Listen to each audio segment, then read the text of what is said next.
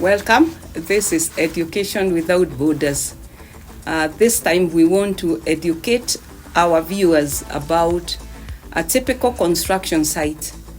And specifically, the construction site I'm talking about is the one that is going on at P.C.E.A Current Church. And before we go there, I want to introduce myself. I'm Engineer Wanjiko Mumenya. I am in the committee that the client has asked to help the congregation to put together ideas on how we can come up with a new sanctuary. The idea of a new sanctuary, just like any other church congregation, is a very important thing, because you cannot have a church meeting, for example, in temporary structures forever. Ideas and planning started way back, about maybe 10 years ago, when the current congregation moved to the site along Dagoretti Road within the current shopping center. And there have been very many committees as per the church protocol, and one of the key committees is the building committee. And in the building committee, these are members from the congregation who act technically on behalf of the congregation. It doesn't mean that they know everything, but the whole congregation cannot meet to deliberate on technical issues of construction. So the technical committee has professionals within it. It has valuers, it has engineers, it has architects, it has planners, it even has social scientists, because all these people are required to bring together ideas so that the vision that the congregants have come to fruition. And to do this, they also need to work with other professionals. So who are these other professionals? These other professionals are the architect, they are quantity surveyors, they are structural engineers, they are services engineers, who include mechanical and electrical engineers. They are also project managers, and within the contractor's side, there is the main contractor, there is the foreman, and also, not to forget, a clerk of works who works on a day-to-day basis to represent the client on the building. So in this particular construction site, the ideas started way back in 2019, where master plan was the first idea that needed to be put in place. And to be able to do that professionally, the church needed to get or to source for an architect.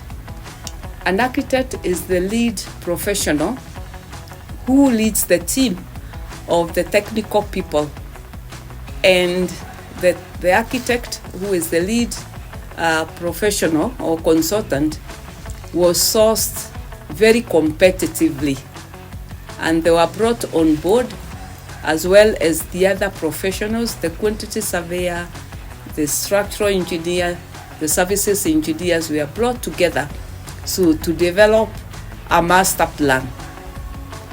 Between 2019 and 2023-24, there was a lot of public, I would call it public participation, where public means the church congregants, where the ideas were brought, they were presented, they were debated on, they were agreed upon, they were positively criticized.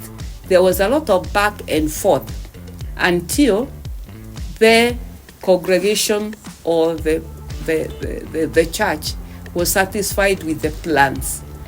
Once the plans were agreed upon, they were submitted to the city county for approvals. This is another technical process which requires a lot of things, including proof of ownership of that piece of land, compliance with all the requirements, environmental requirements, National Construction Authority requirements. The professionals also had to be the ones who are licensed by their regulators. With the help of the quantity surveyor, the process that was due then was to go out for tender. What this means is that you now, again, very competitively look for a contractor. A contractor is the person on the ground. It's important to distinguish between the roles of all these teams that I'm talking about. I've talked about the consultants. I'm now talking about the contractor. So the contractor is the person on the ground who does the actual building. And there's a process of also sourcing for this particular person. And that was done. And in 2024, at the beginning, that's when there was shortlisting, there were interviewing, there was due diligence was done, and we ended up with the current contractor. The contractor comes with their team. They have their the contractor's foreman. They have very many other professionals, all the way up to fundis. And those are the people who now actually put mortar and stone on top of one another. So now that brings me to where we are.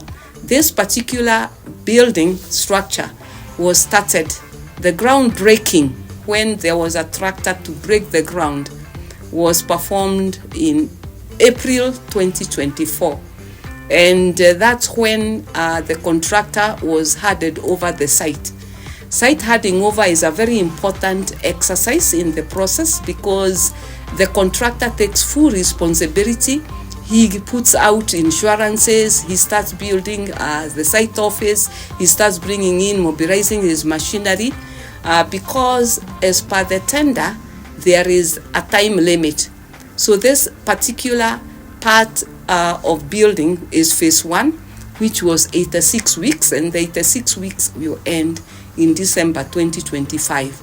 And as you have seen from the views of going round, the first phase, which we are about to finish, was supposed to be to do basements. This particular building has 2 basements, parking.